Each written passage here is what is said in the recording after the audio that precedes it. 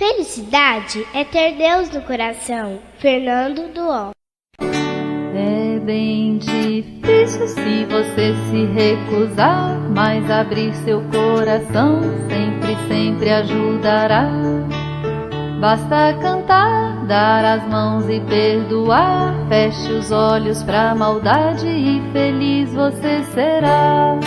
Ser feliz é sorrir sem reclamar, é doar e acreditar no amor, no céu, no mar. Para crer no bem que Jesus nos quer, não feche seu coração, seja simples a qualquer. É bem difícil se você se recusar, mas abrir seu coração sempre, sempre ajudará. Basta cantar, dar as mãos e perdoar. Feche os olhos pra maldade e feliz você será.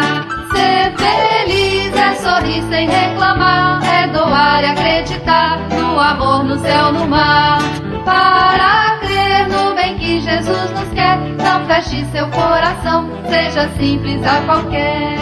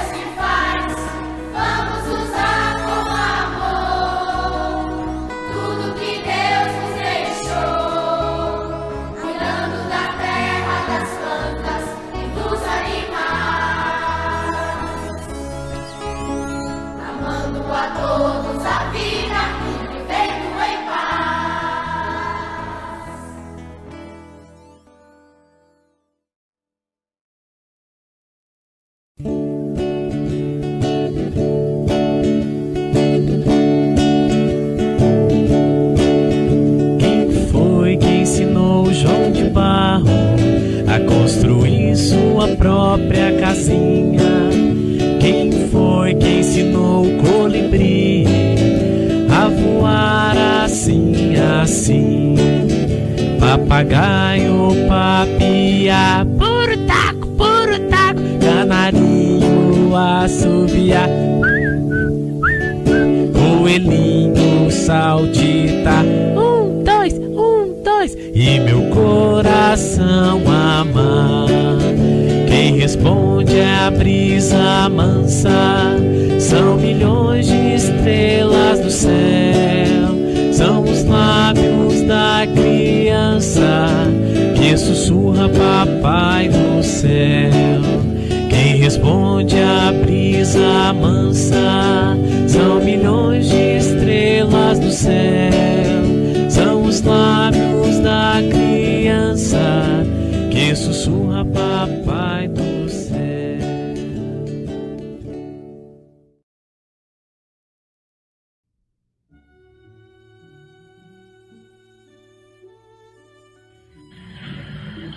Amar não é egoísmo nem posse, nem satisfazer a própria vontade.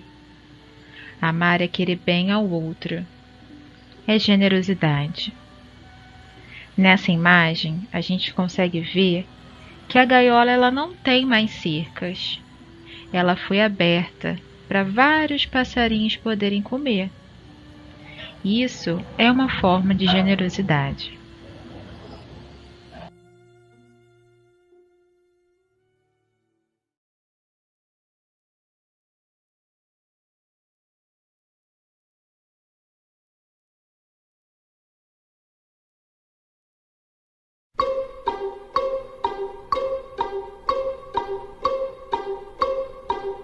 Se é hora de cantar, vamos cantar. se é hora de passear, Vamos passear. se é hora de brincar, Vamos brincar. mas se é hora de orar, vamos pensar em Jesus. Se é hora de cantar, vamos cantar. Se é hora de passear, vamos passear. Se é hora de brincar, vamos brincar. Mas se é hora de orar, vamos pensar em Jesus.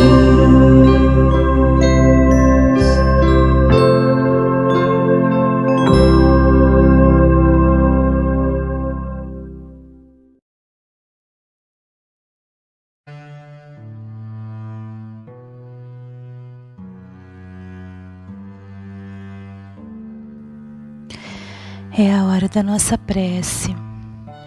E é com o coração cheio de alegria que a gente fecha os nossos olhos e imagina a presença do nosso amigo querido Jesus nos nossos lares. Jesus, Mestre querido, abençoa a nossa casa, a nossa família, aos nossos amiguinhos. Que nós possamos mais uma vez, unidos em prece, te agradecer por esse momento da evangelização e pela bênção de ter a nossa família aqui conosco. Senhor, abençoa cada um de nós aqui nesse momento e auxilia-nos a continuar estudando, aprendendo e caminhando sempre na direção do amor que Tu nos ensinaste. Graças a Deus.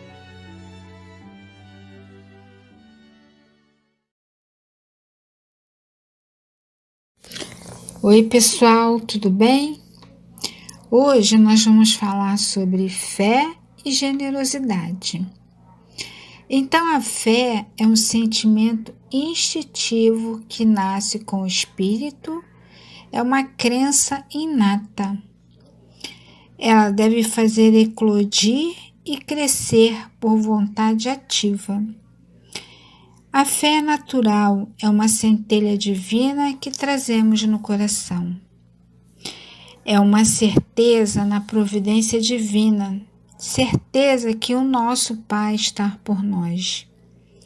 Jesus falou que se tivermos uma fé do tamanho de um grão de mostarda, teremos força para passarmos pelas dificuldades da vida e nada será impossível.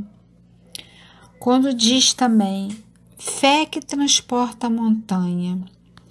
Isso significa que temos uma fé robusta, que nos dá perseverança, energia e recurso para vencermos os obstáculos de pequenas e grandes coisas. E mais do que acreditar, é sentir dentro de nós uma força e confiança. Então, temos que ter fé em Deus, fé em nós mesmos e fé na humanidade. Sabe por quê? Porque a fé é caridosa, é força divina, ela instala o amor em nosso coração. Sendo assim, quando estivermos por alguma dificuldade, podemos e devemos ter fé que alguém vai poder nos ajudar. Isso se chama generosidade. Quando ajudamos alguém com boa vontade, estamos sendo generosos, pois essa virtude também nasce do coração. Ser generoso é ser capaz de olhar o próximo com compreensão, ter alegria, satisfação em servir alguém. A generosidade é a verdadeira riqueza da nossa alma. Então vamos fazer o bem sem olhar a quem?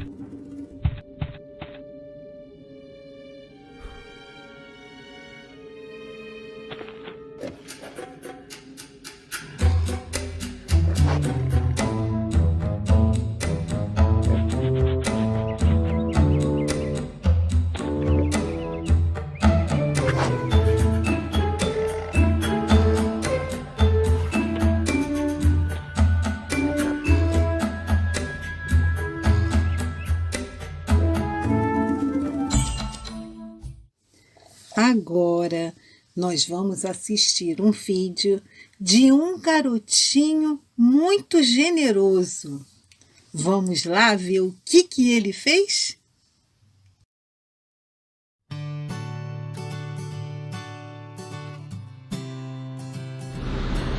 Menino de 6 anos troca presente de aniversário por lanche para moradores de rua.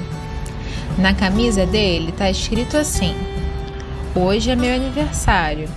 Estou feliz por comemorar com os moradores de rua." Nesta outra imagem, a gente consegue ver ele entregando para uma pessoa, para uma mulher. Mas vejam, o pai dele está sempre por perto. Nessa outra imagem, a gente consegue ver ele entregando para mais uma pessoa. Mas não se esqueçam, ele não está sozinho, ele está sempre acompanhado dos pais.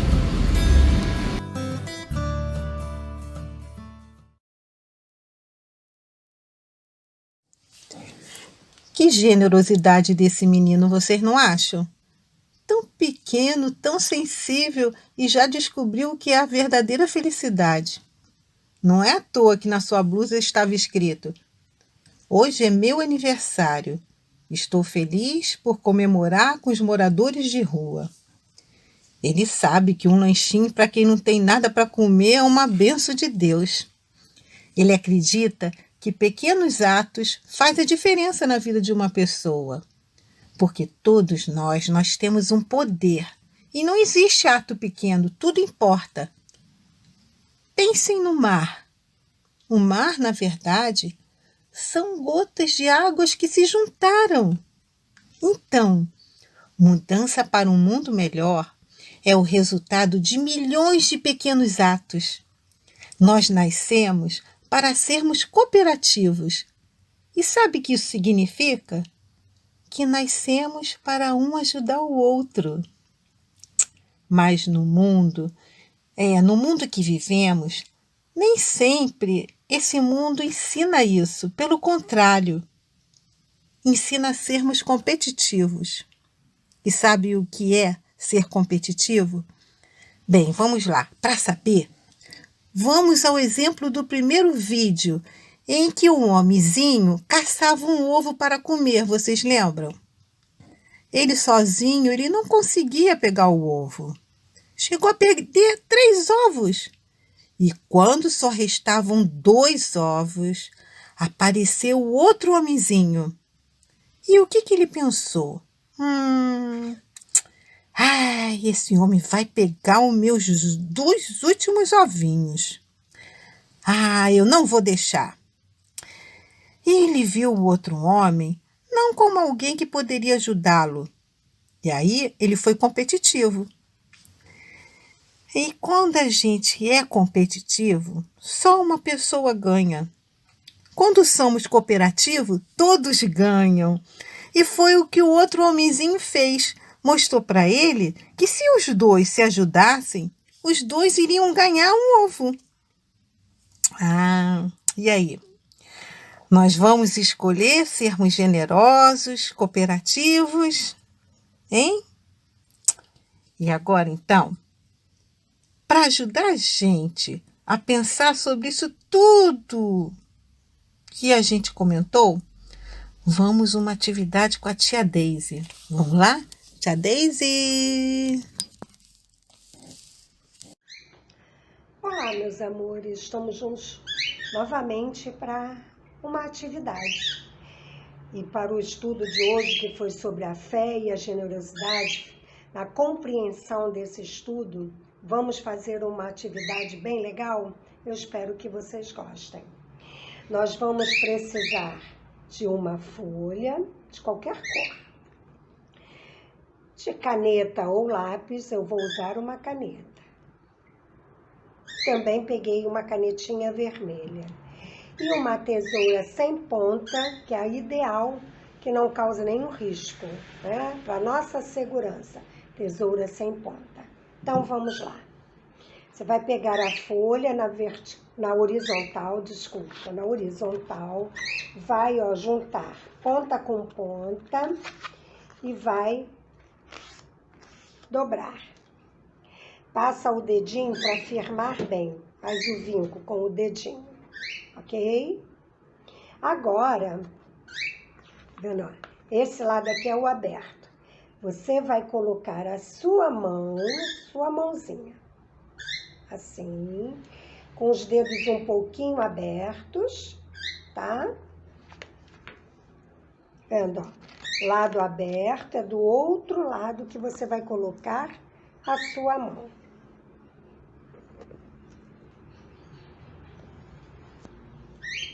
Vai pegar o lápis ou a caneta e vai fazer o contorno da sua mão. Começando aqui pelos dedos, um pouquinho afastados. Isso. Olha a minha mão. Tá? Agora nós vamos cortar. Quem quiser pode cortar em cima do risco. Quem não quiser, corta um pouquinho só para fora.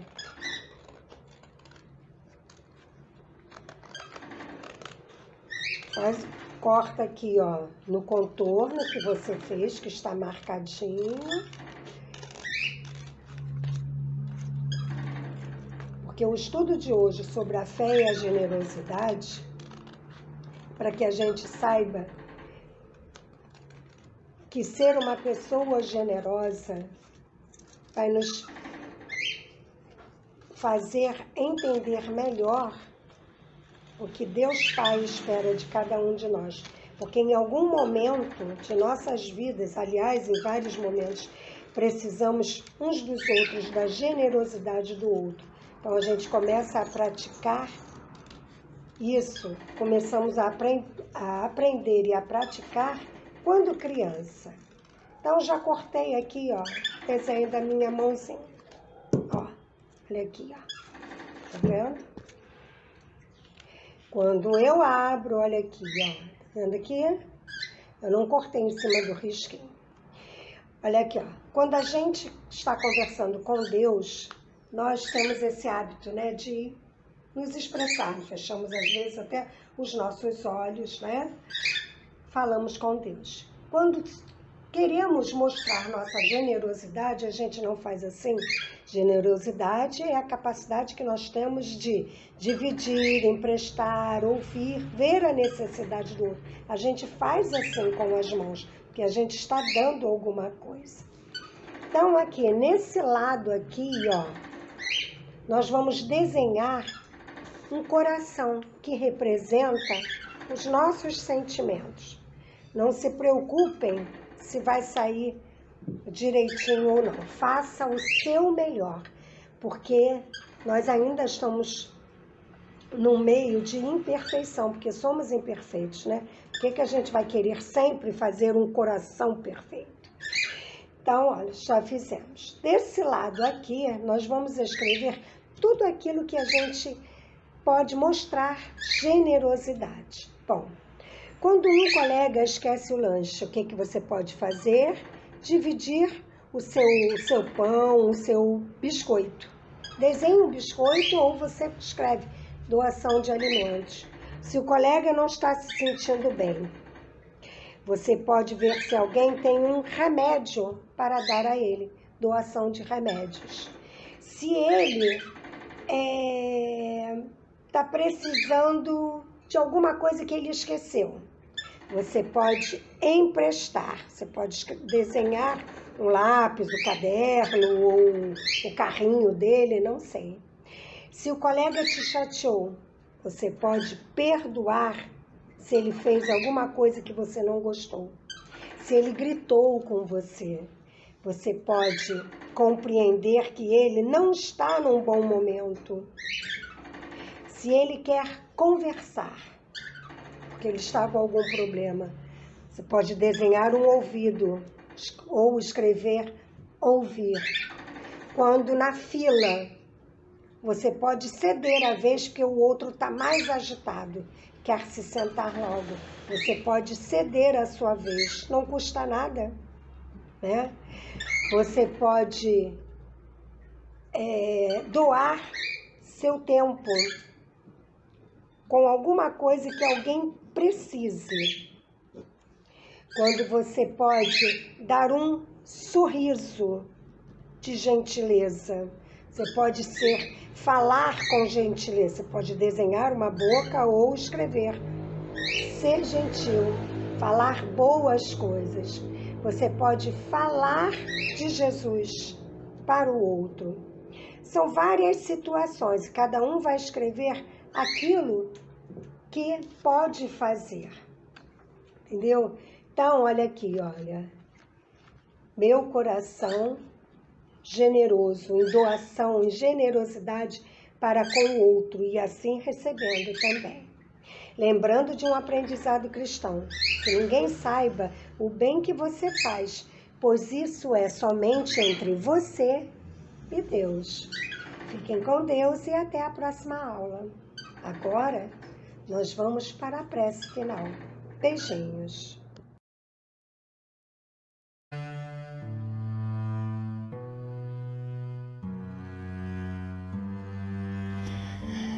Com os nossos corações cheios de alegria, por mais essa oportunidade de estudo, vamos elevar os nossos corações a Jesus, a Maria e a essa espiritualidade que nos ampara e nos consola sempre.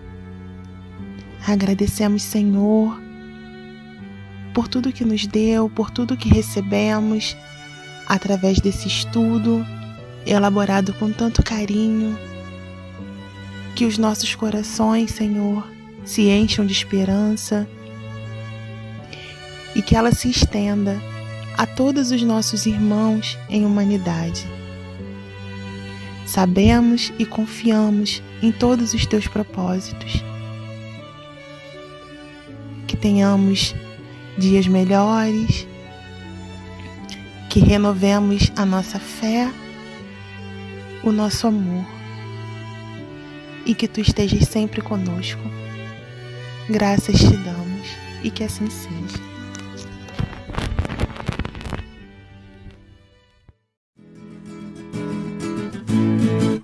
Quando chega amanhã, é hora de pular da cama.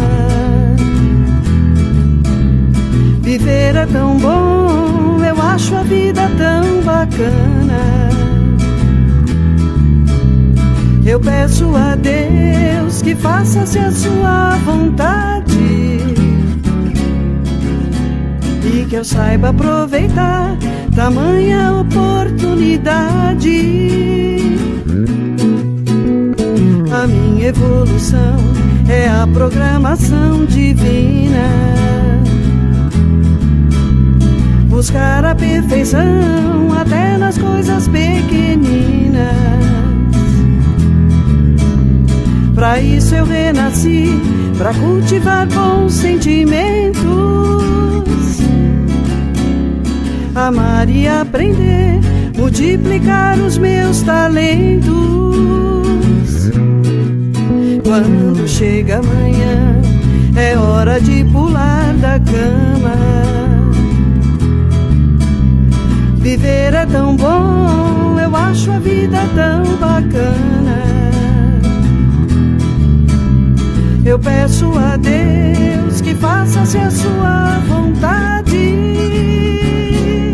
e que eu saiba aproveitar tamanha oportunidade. E que eu saiba aproveitar tamanha oportunidade. E que eu saiba aproveitar tamanha oportunidade.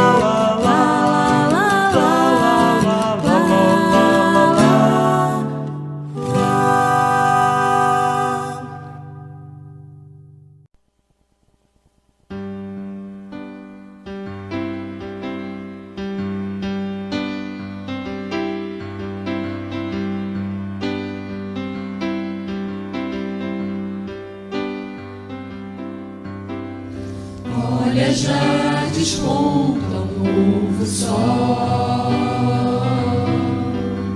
o mundo já desperta a sorrir. É hora, irmão, pegue essa estrada, comece a caminhada com os que já se vão. O futuro é agora, vá em frente sem demora, a esperança é você. E somos nós a construir, modificar, reconstruir, edificar, a reflorir, frutificar.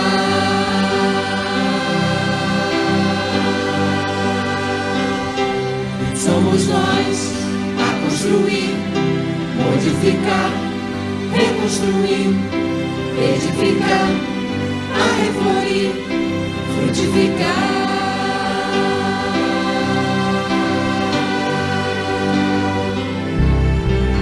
Olha, já desponta um novo sol, o mundo já desperta a sorrir.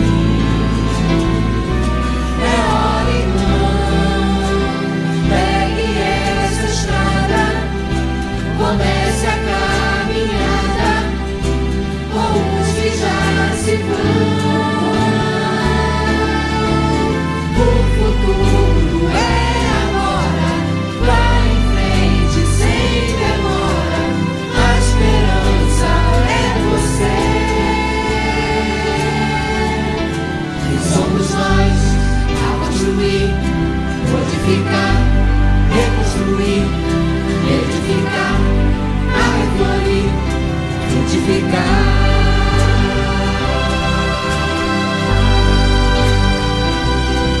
Somos nós a construir, modificar, reconstruir, edificar, a reflorir, frutificar.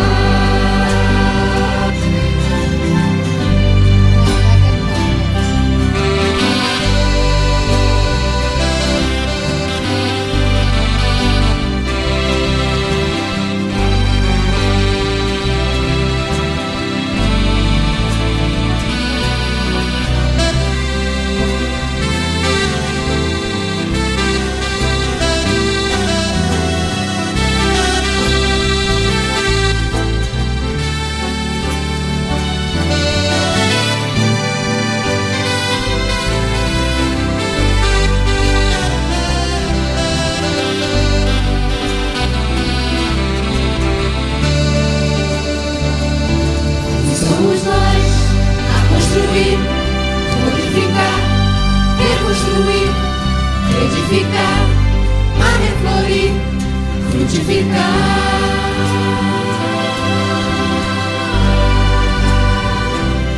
E somos nós a construir, modificar, reconstruir, edificar, a reflorir, frutificar.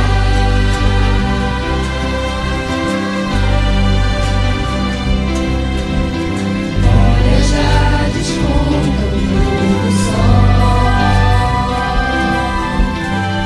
Olha, já desponta um novo sol.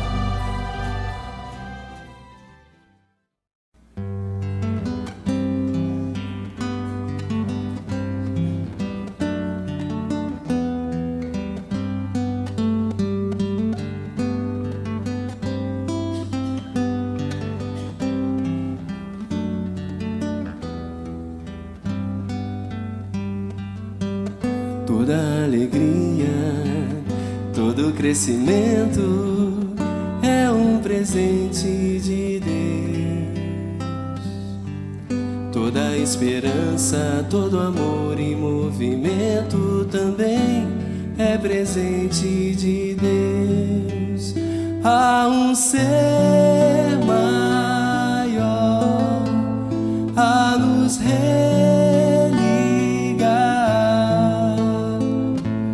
fonte de tudo e de todos.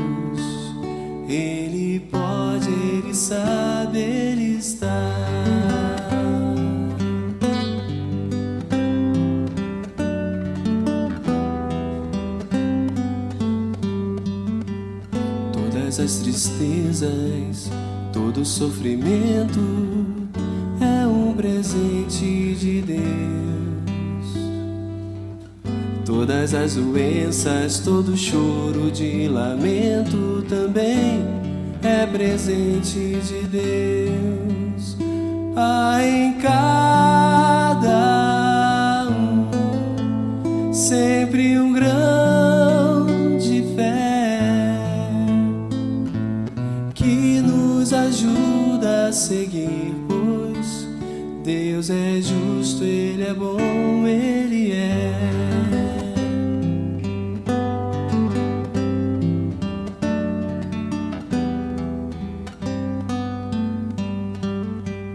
Toda alegria, todo sofrimento é um presente de Deus. Toda esperança e todo choro de lamento também é presente de Deus. Há um ser maior a nos religar, fonte de tudo e de todos. Ele pode, Ele sabe, Ele está. Há em cada um sempre um grão de fé que nos ajuda a seguir, pois Deus é justo, Ele é bom, Ele é.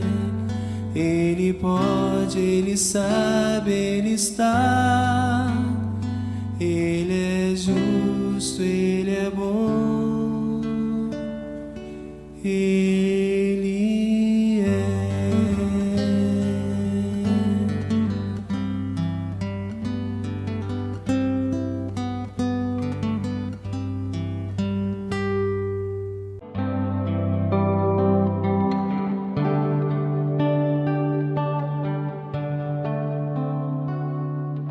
Venha abrir o coração a essa verdade, conhecer a luz que traz a vida, encontrar a paz. Vem que o amor se faz em todos nós, além da compreensão, pegar a estrada e ir sem hesitar ao encontro dessa luz.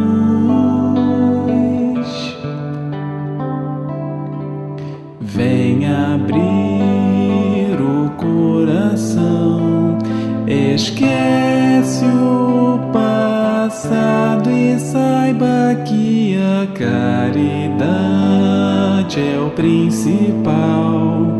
Na busca da paz, vem que o amor se faz em todos nós, além da compreensão, pegar a estrada e ir sem hesitar ao encontro dessa luz.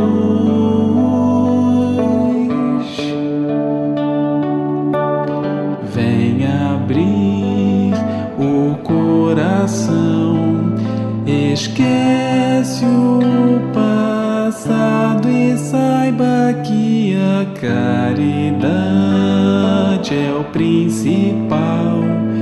Na busca da paz, vem que o amor se faz em todos nós, além da compreensão, pegar a estrada e ir sem hesitar ao encontro dessa luz.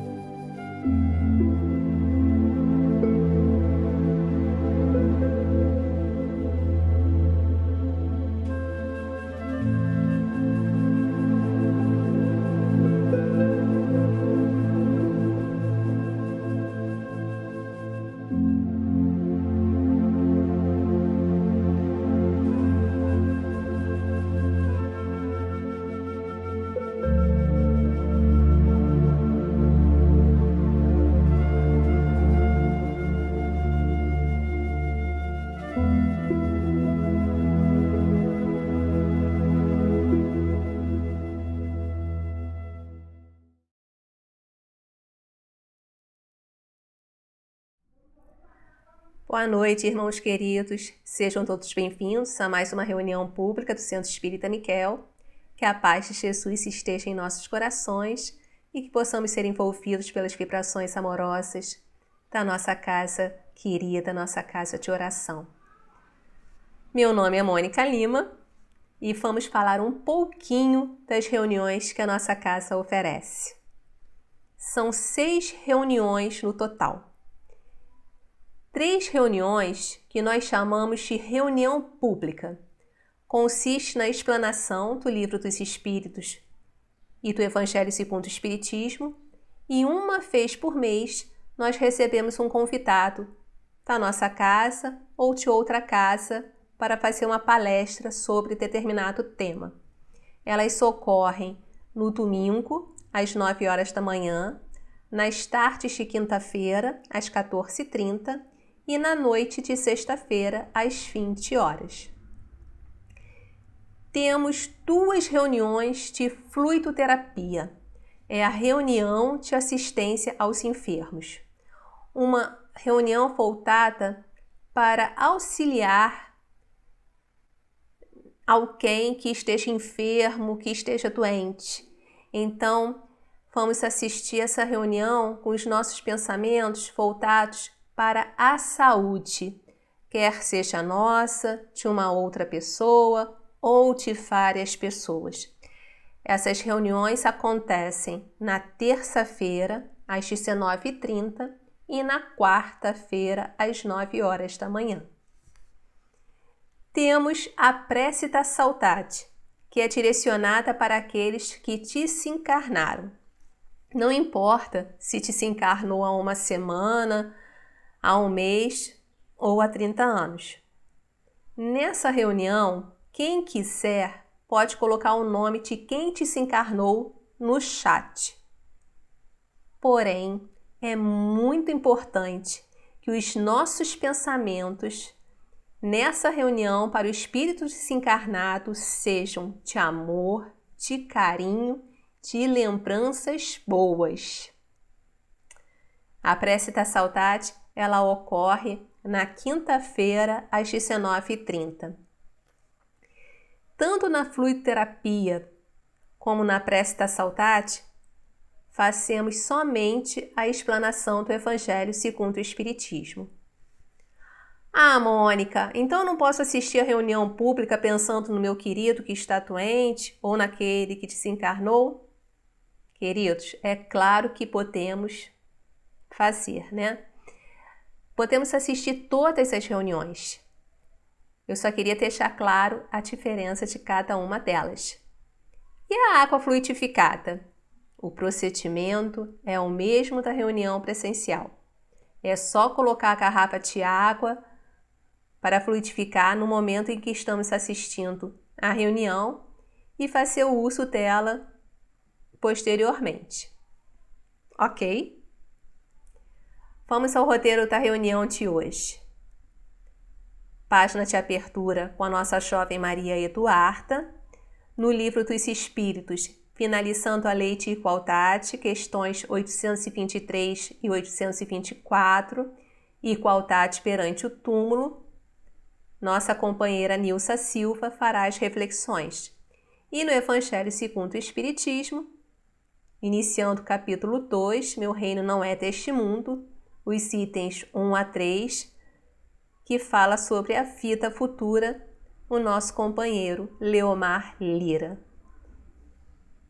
Meus irmãos, agradeço a atenção de todos, que tenhamos uma boa noite de reflexões. Fiquem com Deus.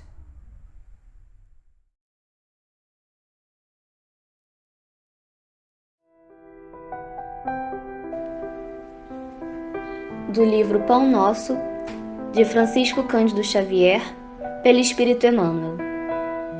O grande futuro. Mas agora o meu reino não é daqui. Jesus, João, capítulo 18, versículo 36. Desde os primórdios do cristianismo, observamos aprendizes que se retiram deliberadamente do mundo, alegando que o reino do Senhor não pertence à terra. ajoelham-se por tempo indeterminado nas casas de adoração e acreditam efetuar na fuga a realização da santidade. Muitos cruzam os braços à frente dos serviços de regeneração e, quando interrogados, expressam revolta pelos quadros chocantes que a experiência terrena lhes oferece, reportando-se ao Cristo diante de Pilatos, quando o Mestre asseverou que o seu reino ainda não se instalara nos círculos da luta humana. No entanto, é justo ponderar que o Cristo não deserdou o planeta. A palavra dele não afiançou a negação absoluta da felicidade celeste para a Terra, mas apenas definiu a paisagem então existente, sem esquecer a esperança no porvir. O Mestre esclareceu: mas agora o meu reino não é daqui. Semelhante afirmativa revela-lhe a confiança. Jesus, portanto, não pode endossar a falsa atitude dos operários em desalento, tão só porque a sombra se faz mais densa em torno de problemas transitórios, ou porque as feridas humanas se fazem, por vezes, mais dolorosas. Tais ocorrências, muita vez, obedecem à pura ilusão visual.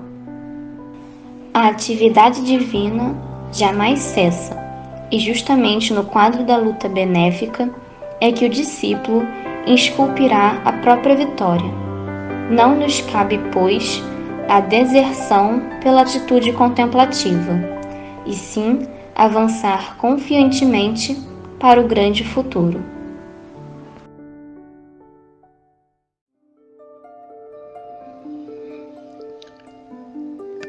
Senhor, amado Mestre, irmão querido, aqui estamos, todos juntos, unidos pelo pensamento, unidos pelo coração, nesta casa de amor, nesta casa de trabalho para o nosso fortalecimento. Estamos agradecidos, Senhor, a todos os abnegados trabalhadores da espiritualidade que aqui estão a nos amparar, a nos auxiliar na compreensão das reflexões que serão trazidas. Agradecemos a Ti, Senhor, a estes Teus embaixadores, a Maria, nossa Mãe Amantíssima, aos mentores nossos. Muito obrigada, Senhor. E rogamos ainda que todos os presentes, encarnados e desencarnados, sintonizados neste trabalho de fé e de esperança que será realizado na noite de hoje, estejamos, Senhor, com as mentes abertas, com os corações abertos a receber a Tua mensagem que nos foi inspirada. E assim, Senhor, rogamos a Tua licença para darmos início ao trabalho da noite de hoje. Se conosco, Senhor, que assim seja, graças a Deus.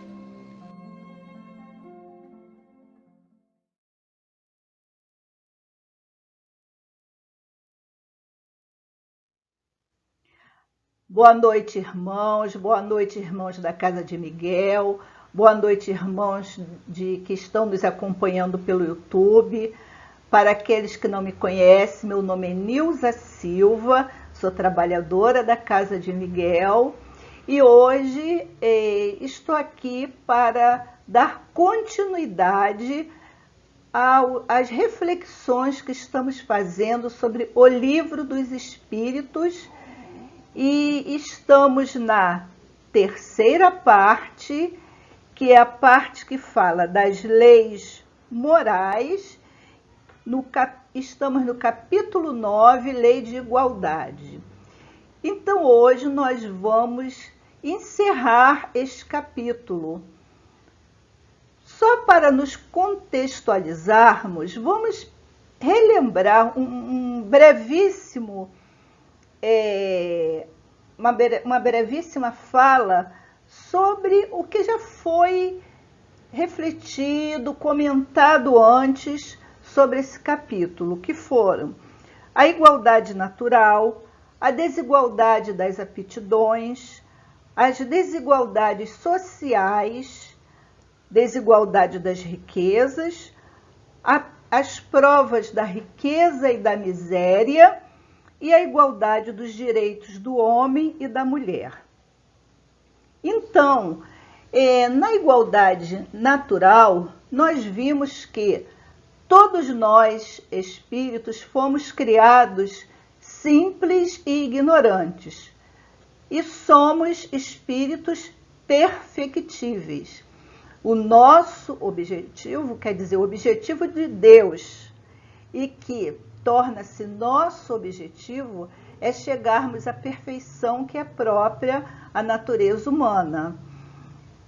E aí depende de cada um de nós, na nossa caminhada, nas nossas escolhas, quem vai chegar antes, quem vai demorar mais um tempo para chegar, isso é algo individual. Depois foi falado da desigualdade das aptidões. Bom, pela lei natural, vimos que todos nós fomos criados simples e ignorantes. Deus não privilegiou a ninguém. Então, as desigualdades das aptidões ocorrem pelo fato de cada um ter as suas escolhas. Daí, terem tendências diferentes, talentos diferentes, faculdades diferentes, mas Deus permite que todos nós estejamos juntos. Por quê? Para a nossa evolução, para o nosso progresso, dependemos uns dos outros.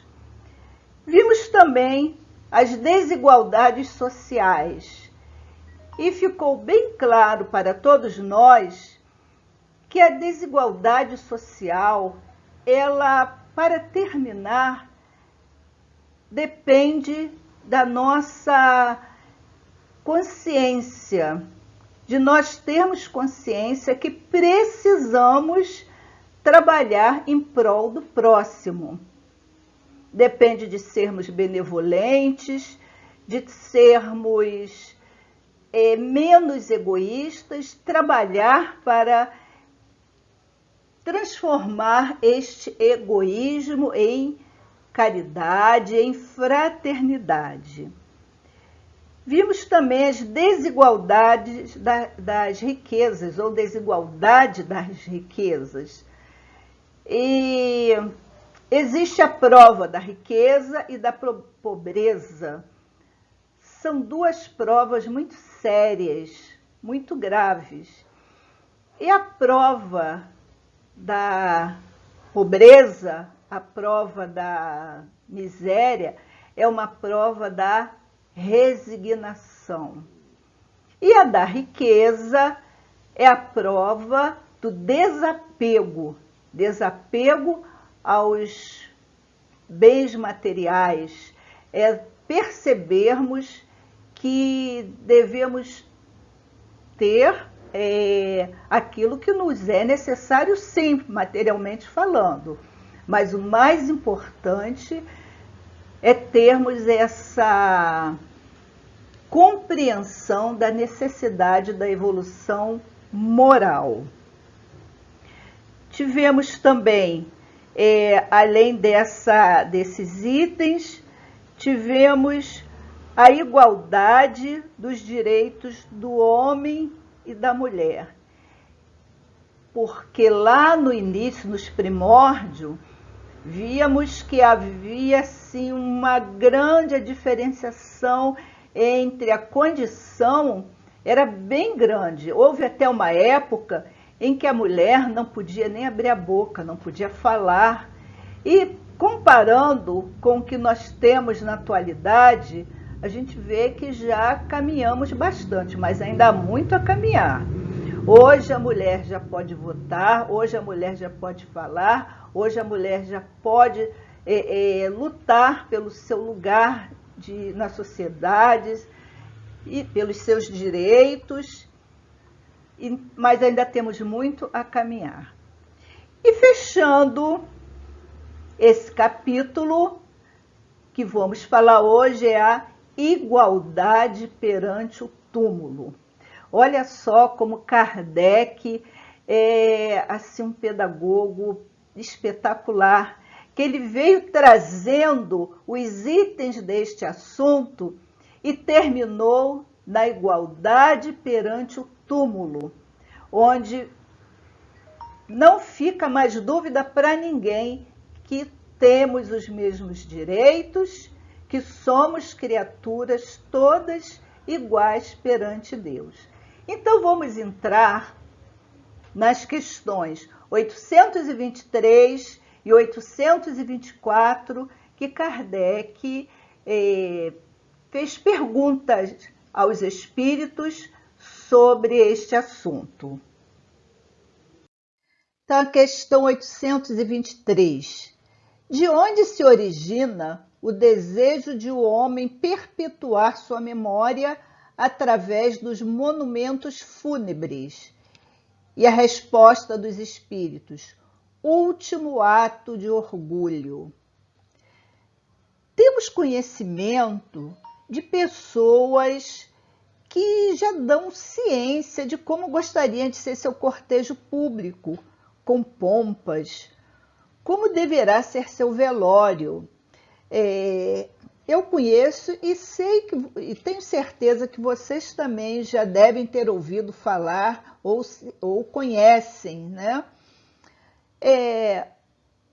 Pessoas que já dizem o que querem que se escreva em sua lápide.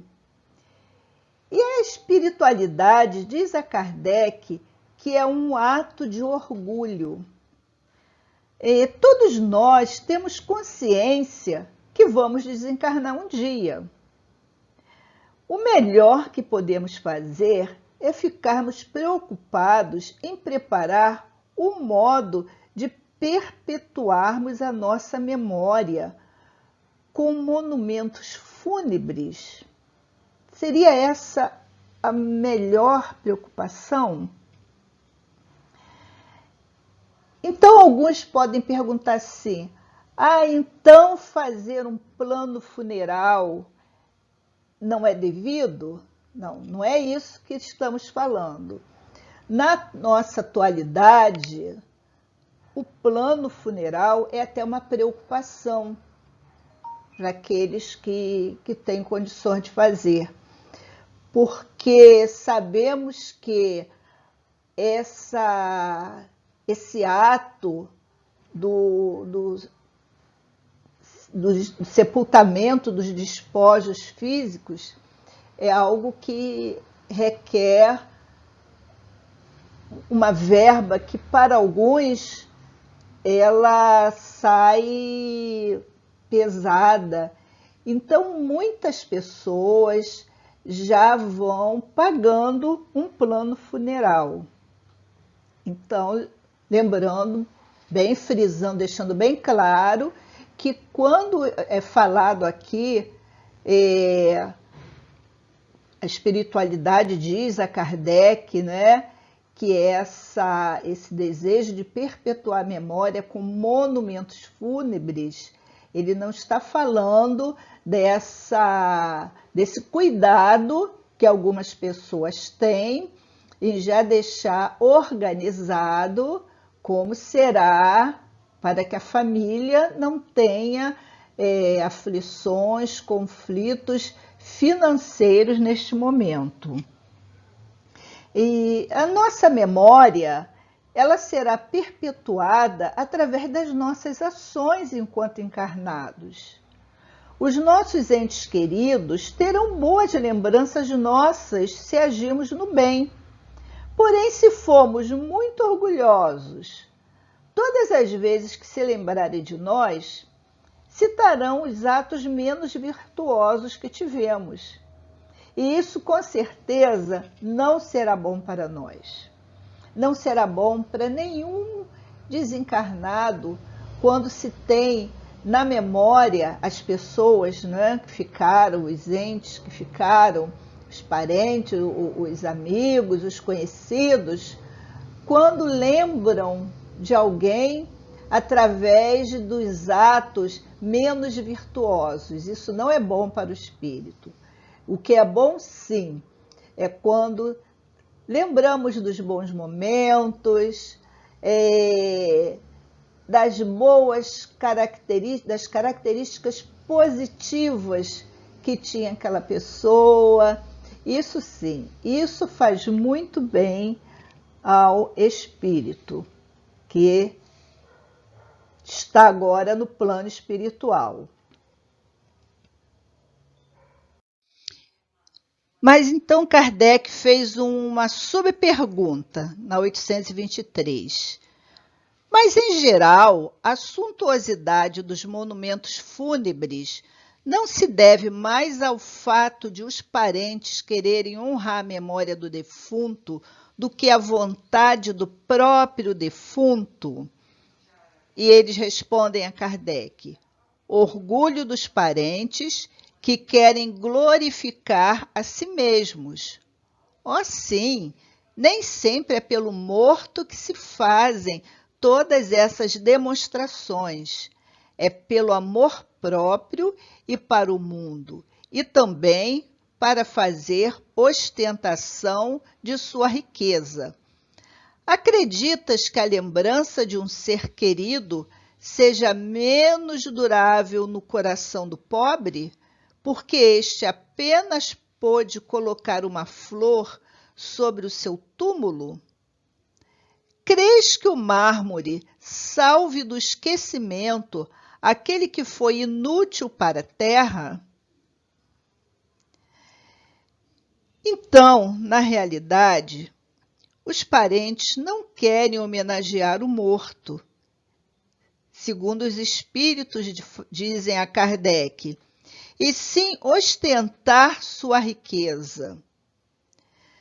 Quando entramos em um cemitério, vemos túmulos, mausoléus de uma arquitetura belíssima. Então nos perguntamos, será que é isso que o espírito que se utilizou da matéria que está depositada naquele mausoléu está precisando? O importante é a lembrança que trazemos dentro de nós.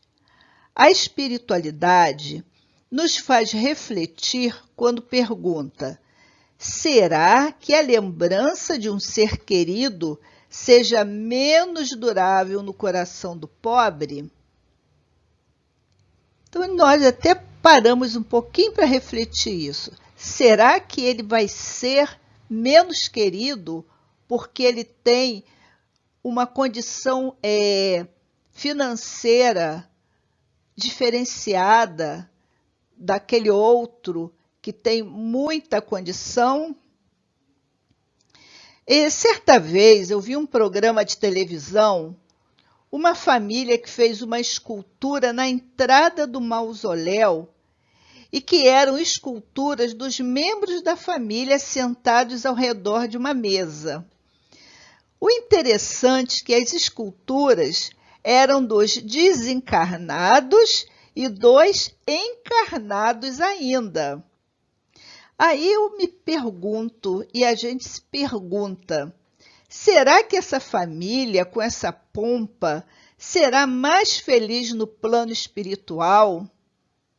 Será que essa família vai ser mais feliz no plano espiritual do que aquela família miserável que muitas vezes não teve o dinheiro para fazer o enterro que é chamado de enterro digno do seu ente querido?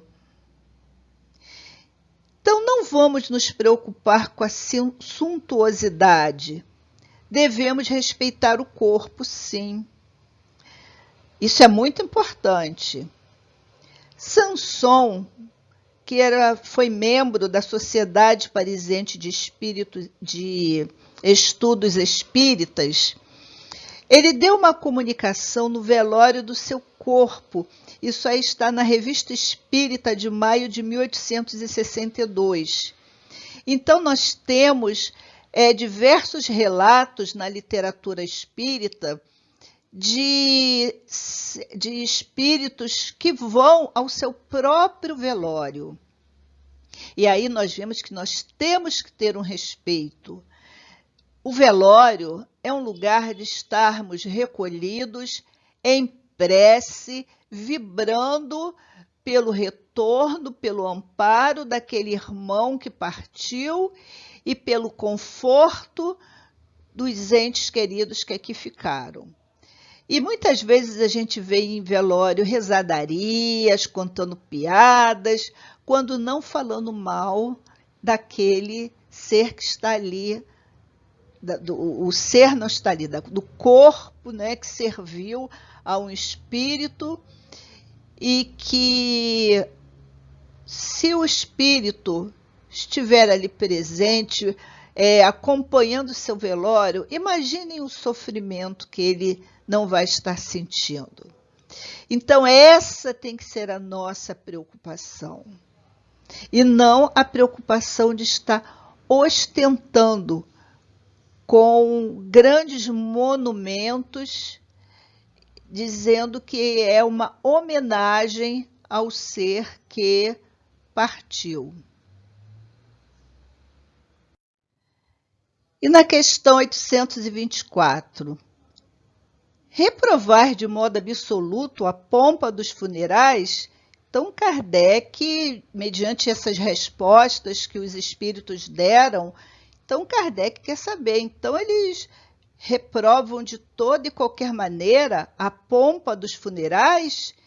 E eles respondem a Kardec: não, quando ela honra a memória de um homem de bem, é justa e de bom exemplo. Então, eles não estão reprovando as homenagens quando elas são sinceras e estão honrando a memória de um homem de bem. Vamos entender que o que eles estão reprovando aí é a suntuosidade, é a ostentação. Nós mesmos, espíritas, sabemos que no cemitério do Père-Lachaise, o maior cemitério de Paris, é um dos mais famosos do mundo, está o túmulo de Allan Kardec. E já temos, depoimento de pessoas que já foram a este local e comentaram que chegaram lá e sentiram uma vibração muito grande.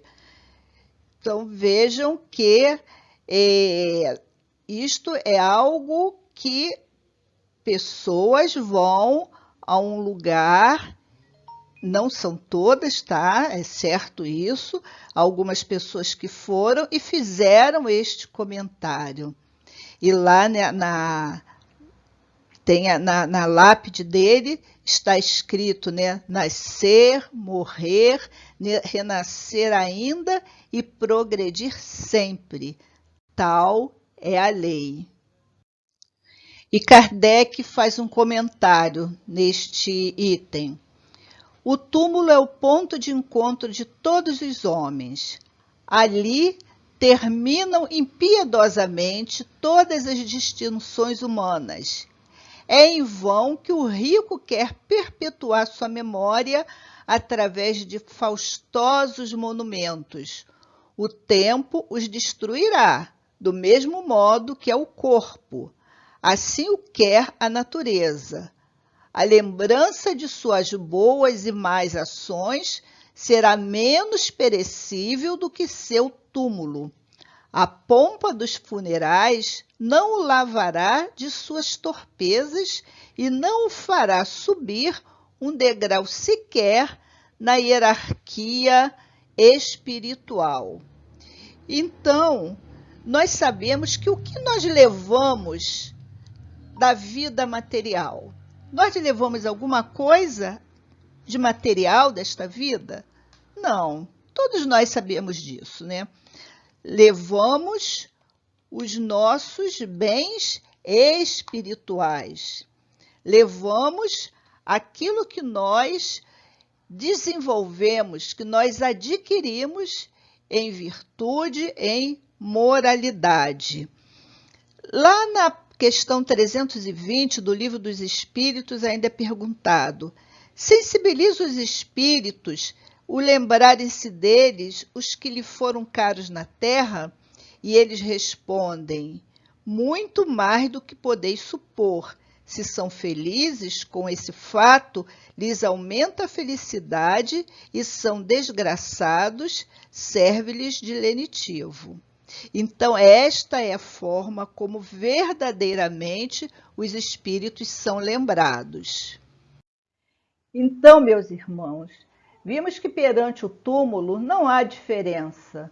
Não há diferença entre o rico e o pobre, entre o preto e o branco, entre o jovem e o idoso. Não existem diferenças.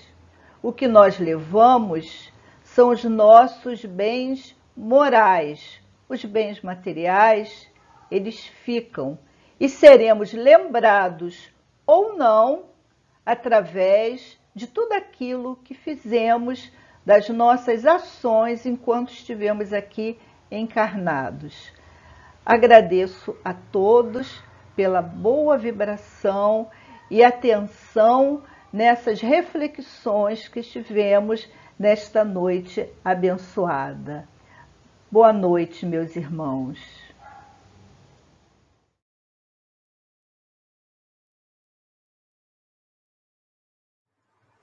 Boa noite a todos.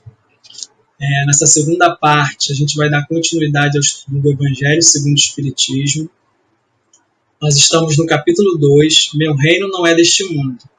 E nós vamos dos itens 1 a 3.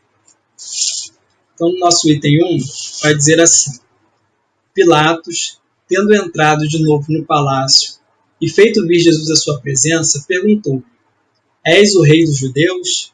Respondeu-lhe Jesus: Meu reino não é deste mundo. Se meu reino fosse deste mundo, a minha gente houvera combatido para impedir que eu caísse nas mãos dos judeus. Mas o meu reino ainda não é aqui.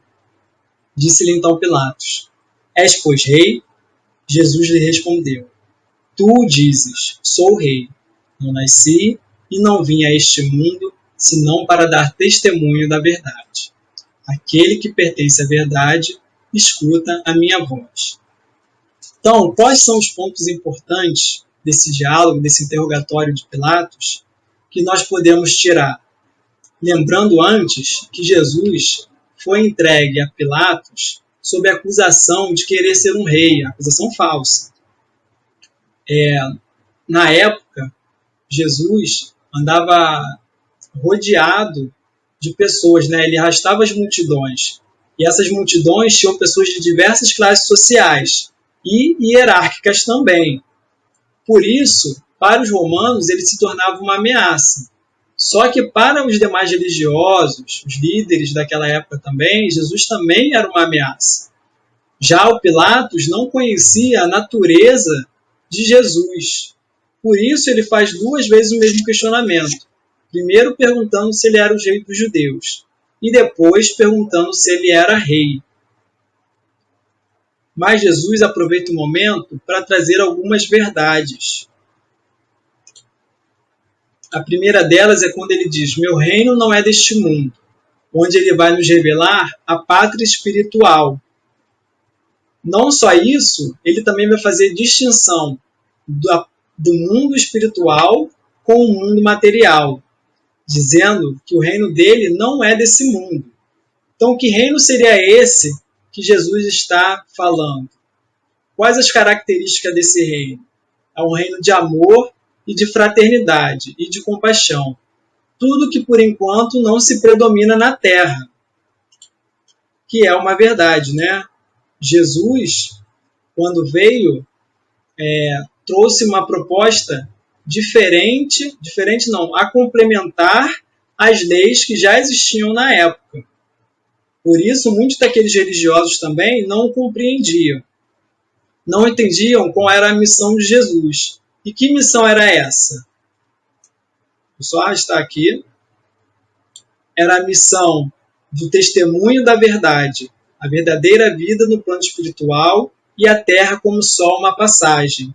Ou seja, ele veio nos ensinar que existe algo além da matéria, para que cada um ali pudesse trabalhar dentro de si e evoluir com isso, se preparando para uma vida espiritual, para um reino de Deus, que ele falava a todo momento. Então vamos ao nosso segundo item, a vida futura.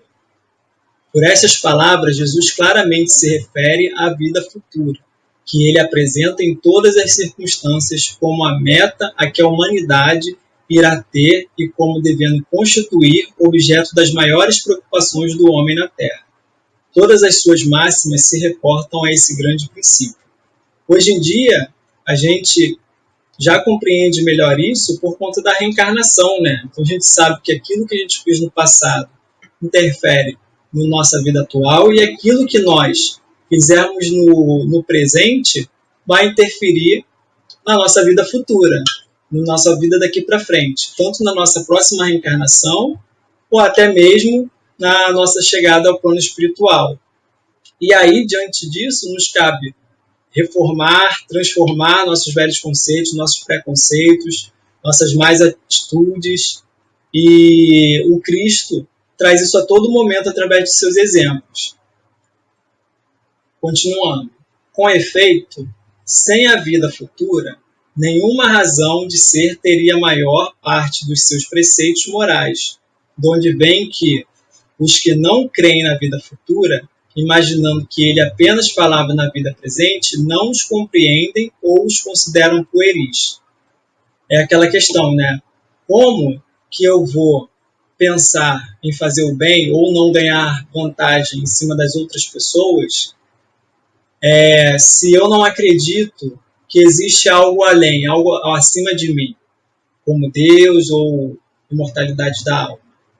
É muito fácil para a gente se perder pensando no agora.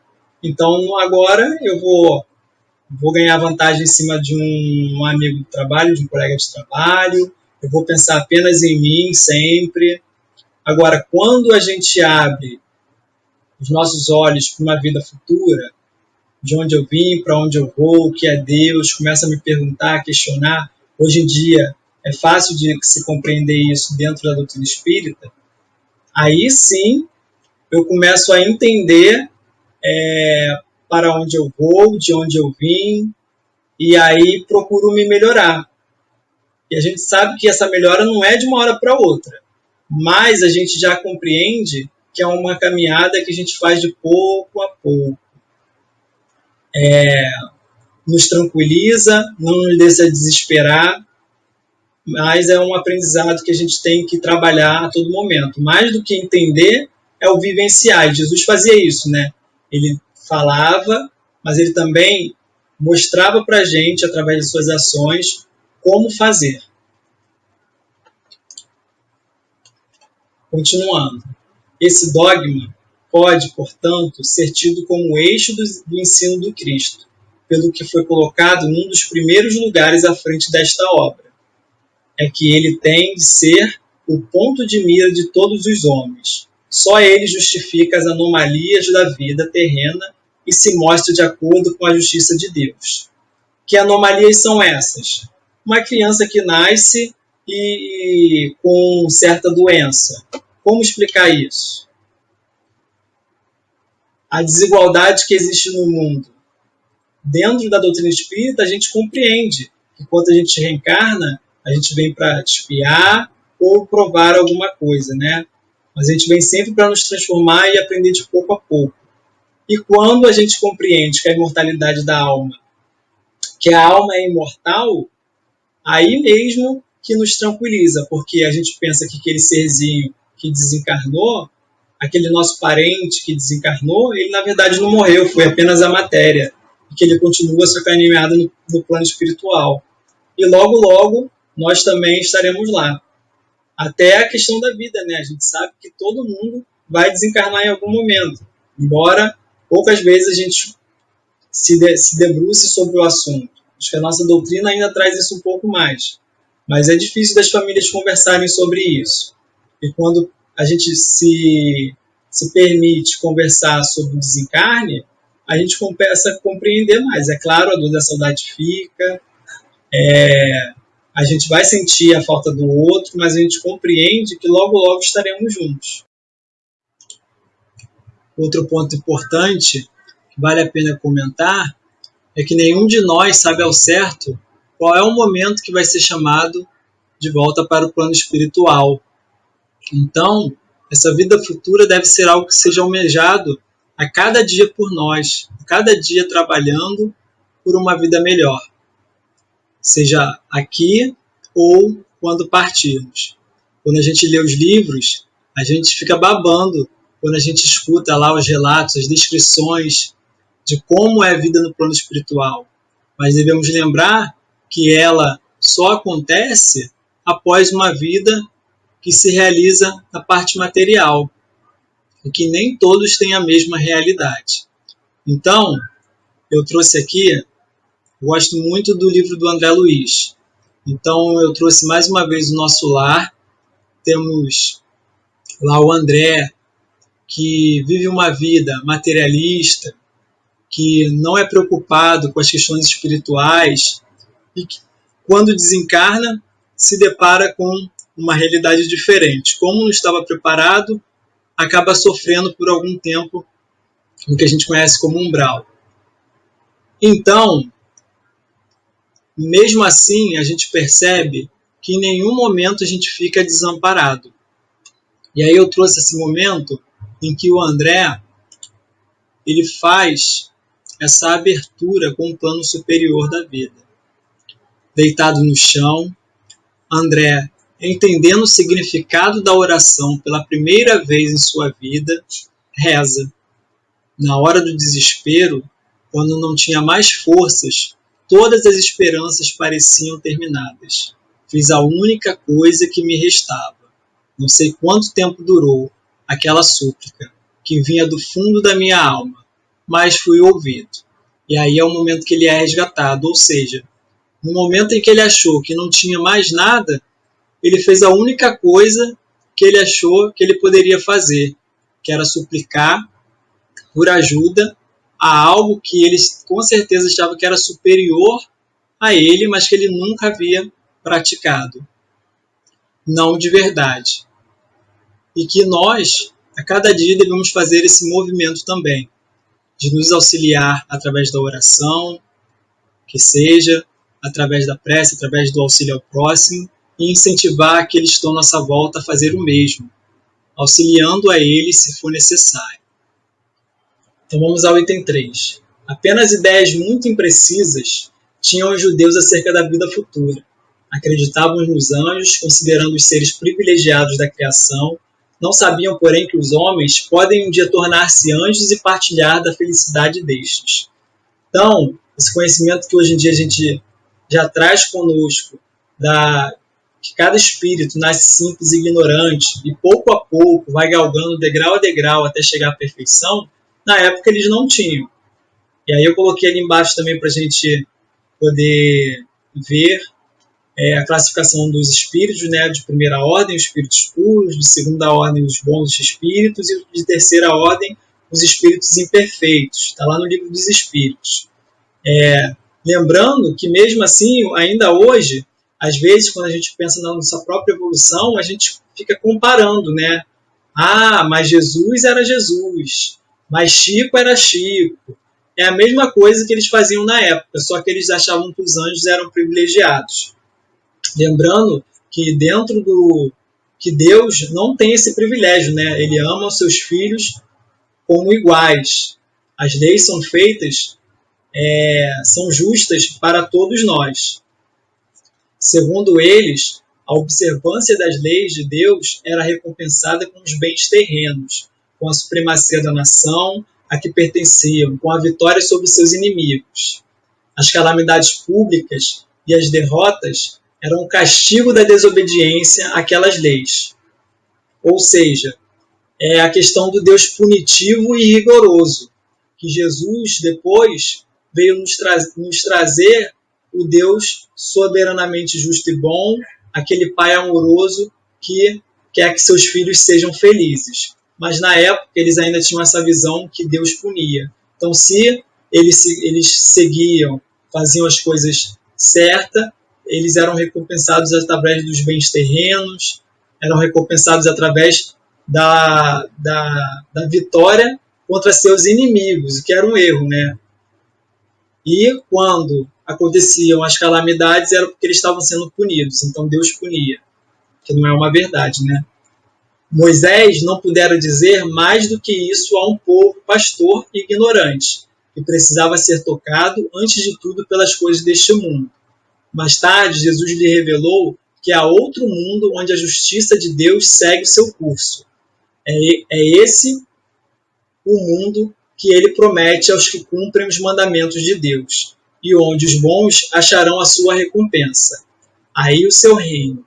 Lá é que ele se encontra a sua glória e para onde voltaria quando deixasse a terra.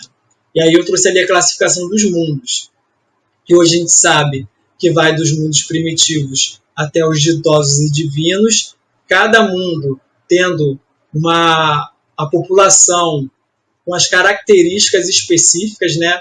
O mundo primitivo, destinado às primeiras encarnações da humanidade, do homem, né?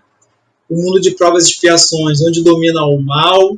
O mundo de regeneração, que é esse momento agora que a gente está passando de regeneração, né? A gente está saindo de provas e expiações para a regeneração, nos quais as almas ainda têm o que expiar, aurem novas forças, repousam das fadigas da luta. Mundos ditosos, onde o bem sobrepuja o mal. E mundos divinos e ditosos, né? Ditosos e divinos. Habitações de espíritos depurados, onde exclusivamente reinam o bem. Então é isso que Jesus vem trazer, né? Nos revelar esse mundo para onde ele voltaria quando viesse a desencarnar. E trazendo essa concepção que a vida é uma passagem, né? É uma caminhada breve onde a gente faz esse aprendizado. Então, vamos ao final do nosso capítulo. O Espiritismo veio completar nesse ponto, como em vários outros, o ensino do Cristo, fazendo quando os homens já se mostram maduros bastante para aprender a verdade. Com o Espiritismo, a vida futura deixa de ser simples artigo de fé, mera hipótese, torna-se uma realidade material que os fatos demonstram, porquanto são testemunhas oculares os que se descrevem nas suas fases todas e em todas as suas peripécias. E de tal sorte que, além de possibilitarem qualquer dúvida a esse propósito, facultam a mais vulgar inteligência a possibilidade de imaginá-la sob seu verdadeiro aspecto, como toda gente imagina um país cuja pormenorizada descrição leia.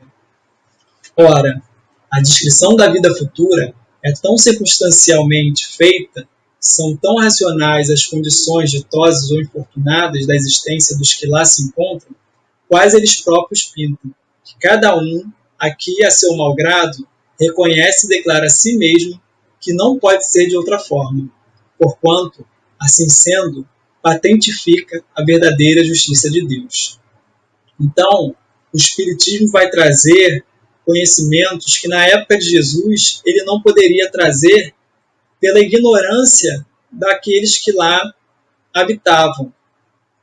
Eles não entenderiam aquilo que Jesus iria trazer ou ficariam deslumbrados com todo conhecimento trago. Hoje em dia, nós temos essa facilidade, né? Nós tivemos Kardec aí, que fez a nossa codificação, e aí fez toda uma compilação de perguntas e respostas, nos deixando a facilidade de compreender tudo aquilo que a espiritualidade trouxe. E aí fica esse conhecimento, não fica mais restrito. Cada um pode ler, tirar suas próprias conclusões e compreender se aquilo faz sentido ou não, e daí aceitar ou não essa realidade. Mas o mais importante é que, caso aceite que exista uma vida futura, imortalidade da alma, é o que isso vai fazer diferença na sua vida.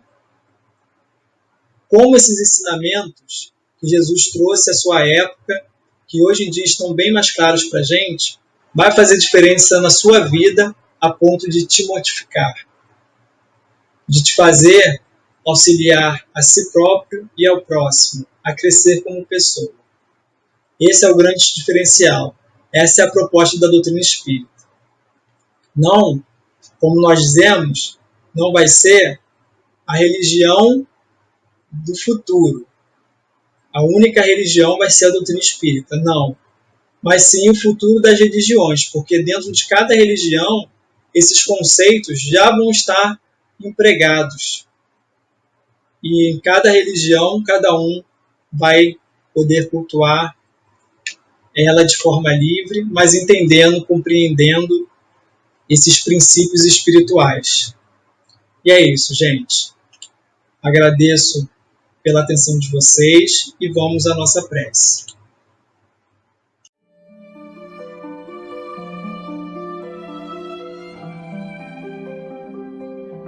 Pai amado, Jesus amigo, mais uma vez agradecemos pelo estudo de hoje, por podermos estar aqui, utilizando desse meio para podermos nos conectar com a espiritualidade. Que o Senhor possa envolver cada um que participou dessa reunião, que o Senhor envolva também aqueles que estão nos hospitais, em tratamento, e que a espiritualidade possa estar acolhendo também aqueles que desencarnaram nesses tempos, e que todos, Pai, possamos estar voltando nossos olhos para a nossa imortalidade. Estejamos certos que a vida continua e que novos aprendizados vão aparecer conforme o tempo for passando. Que o Senhor olhe por todos nós e nos abençoe mais essa noite. Muito obrigado, na graça de Deus, graças a Deus, graças a Jesus.